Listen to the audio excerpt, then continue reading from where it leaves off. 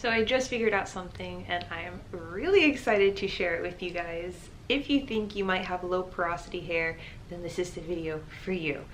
Basically, there is like this magical ingredient. Actually, I was trying out two new ingredients and my wash day was just yesterday.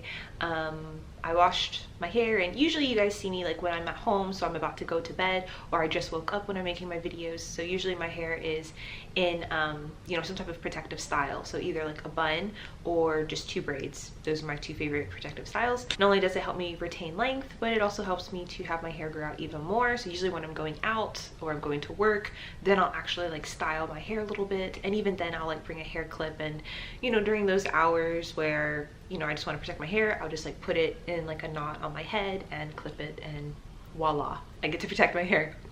So with wash day, I tried out a new lotion. It was like a goat's milk lotion using canned goat's milk.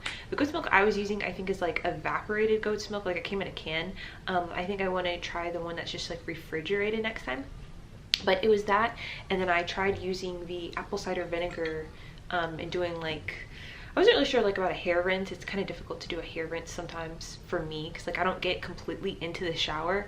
I use like a shower head that comes off, and like I section my hair into fours, and so I'll do this section first, and then I'll have this section like clipped up, and then I'll do this section, and it helps me to not only evenly distribute my product, but to completely get all the product out prior to straightening my hair, because no one likes that burnt hair smell. Like, you know, when you're straightening your hair and like it smells like it's burnt. So yeah, I did that. I did the fours, and then I added some of this, like two cupfuls of this into a bowl, and then I put a shampoo. The shampoo I'm using is I don't know, I didn't go get it, but I guess I didn't feel like it. But I'll have it in the description. Basically, it was one like my mom said, and so usually you would use it like if you're just keeping your hair curly, but I also noticed like if you use something like this or some shikakai powder, which I also used the shikakai powder, it'll make it very clarifying but also conditioning. I added half a teaspoon of shikakai to this mixture, and then 2 cupfuls of this, and this basically acts as just like a smoother. Like, I don't know what it did to the pH of my hair, but it completely balanced everything. And have you ever like put shampoo in your hair and you can't really detangle it anymore? Like, you shouldn't detangle it when there's shampoo in it, but that's just how my hair is feeling. Like, it made it so much more manageable, and I had more slip even though I was shampooing my hair. And I had shikakai, which shikakai is great for strengthening your hair and adding shine. It adds a lot of shine to your hair, but it does not add any slip. So it's just like one of those things. It's like a powdery mud. It's great.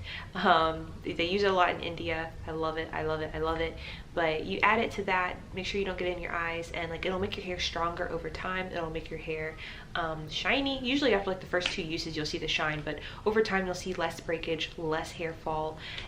But like when you're putting it in your hair, it feels gross, and you're definitely not going to be able to detangle your hair with this in your shampoo. But it also acts as a clarifier. So if you have a flaky scalp, or even if you have dandruff, which dandruff and flaky scalp are 2 different things. Dandruff usually has like a bad smell to it. It's like it's a type of bacteria almost. It's kind of gross. And then like flaky scalp, like it's just your scalp's dry, and so you just have flakes everywhere. So I had those 3 in it. Adding the apple cider vinegar completely changed the texture of my hair during the shampoo. So I was already off to a good start, but knowing that during, like, you know, my deep conditioning routine, it can always change. Like, you know, you can be off to a good start in the beginning, and then whatever you're adding to your hair, all of a sudden you can like feel the texture change, and you just know, okay, this wash isn't going to be a good wash. So I go on, and so I saw this one YouTube video, which I'll also have linked in the description box, and she shows what to mix to make this goat's milk. And it's kind of like a protein treatment. So FYI, she says like, oh my gosh, there's so much slip and it's going through her hair, and she has, I think, 4C hair, and she's like, there's so much slip, I love it.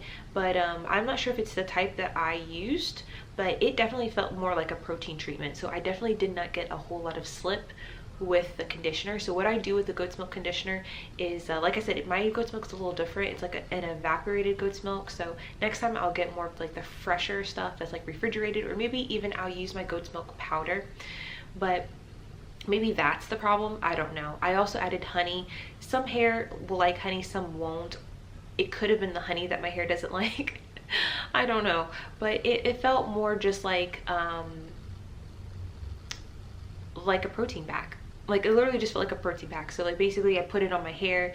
Again, it didn't give me like a whole lot of slip to where I felt like detangling my hair with this in it, but I was already able to like run my hands like through my hair when I had even the shampoo mixture on. So my hair definitely didn't need to be detangled at that moment. So basically on all 4 sections, this goat's milk little protein mask, I whipped that together, put the mask on my hair. I left it on for maybe about 5 minutes, 6 minutes, 7 minutes, whatever, and then I rinsed it all out, and then I went ahead to my deep conditioner. With the deep conditioner, this is where I just got risky.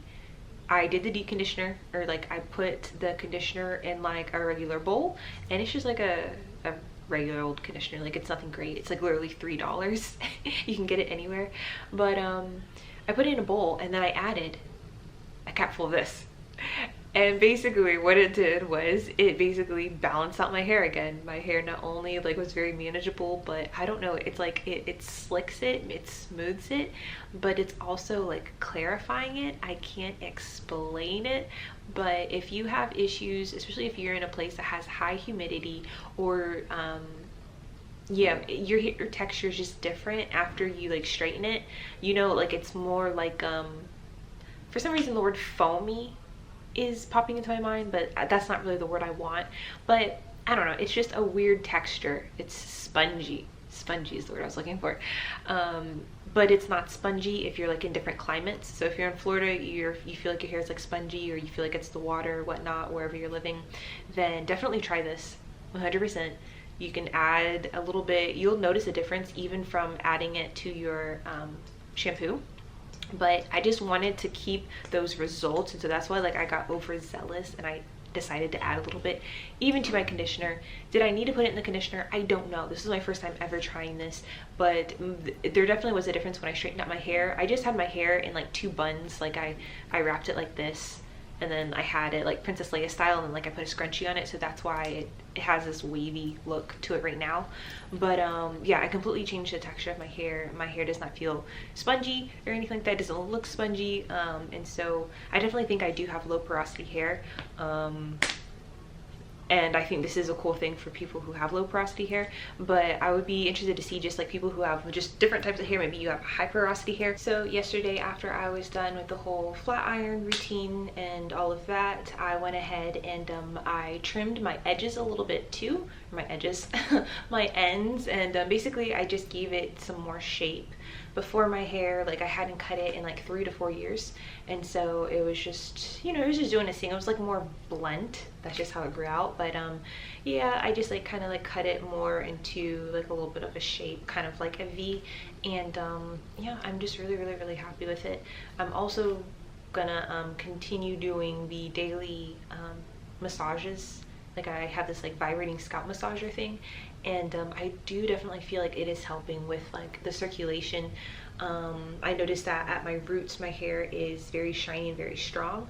I have highlights in my hair that I got 6 months ago. Usually I'll just have my hair re-highlighted every 6 months or so. So just like, well, not every 6 months or so, once a year. So once a year. So right now I'm like at the midway point. To have it done again, I need to get it done in December, and then in 2019 I believe I got it done in like February. So February for 2019, and then I went from there to in 2020 I got it done in December. But if you guys see the color change down here, this is where I didn't do, I don't know if you can tell on camera, but this is where I didn't do a big chop. So this is how much my hair has grown out, and then this is the hair that was, because I did have shoulder length hair 3 years ago, and I just continued bleaching it and bleaching it, bleaching it, so now you can see that color. So down here my hair is much drier. You know, you can definitely see the color change, but it's much more healthy, and so eventually this will take over, and I'm very excited for that to happen. But for right now, it's just gonna be 2 different types of textures, and technically it's 3 different colors in my hair, but this was just what my hair was. So if you do a big chop, then obviously you can just chop off all of the damage, but I didn't. So I definitely just recommend people doing like what they're comfortable with. If you're comfortable doing a big chop, then do it. If not, you don't have to do a big chop, but just understand that for like 2 years I wore nothing but wigs.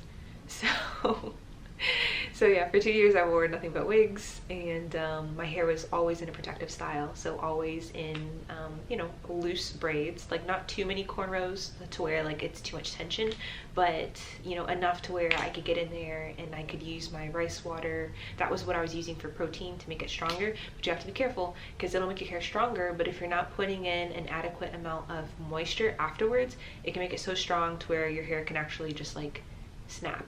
Like there's like a delicate balance you have to find using like rice water long term. Apple cider vinegar is a secret, so definitely go ahead, try it. It was awesome. I was very impressed. I thought the scent was going to be awful. Like, yeah, it smells a little bit, but like it doesn't stick in your hair. So just know that by the time you rinse it, like you're gonna smell more of your conditioner, especially if you add it to your conditioner too. You're gonna smell more of your conditioner in your hair when you're going to straighten it and dry it than you will this. So it's like the scent dissipates. So don't be put off by the scent. But yeah, you literally just like 2 capfuls, I would say, in a shampoo, because it's gonna make it nice and clarifying. It's gonna get any product buildup out, which is huge for me when I'm about to straighten my hair, because you don't want extra product being in your hair and then your hair frying. But adding it to my conditioner, I was like, okay, so this is what's doing this, because like, I don't know, it changes. I definitely think it's changing the pH of my hair, and that's why it's more manageable, and the cuticle is actually closed and I can do more with it. So very excited about this, and go ahead, try it, and then come back to this video and let me know like how it worked for you. This is just like apple cider vinegar with the mother, but honestly I think you can use any one for this, but it was amazing.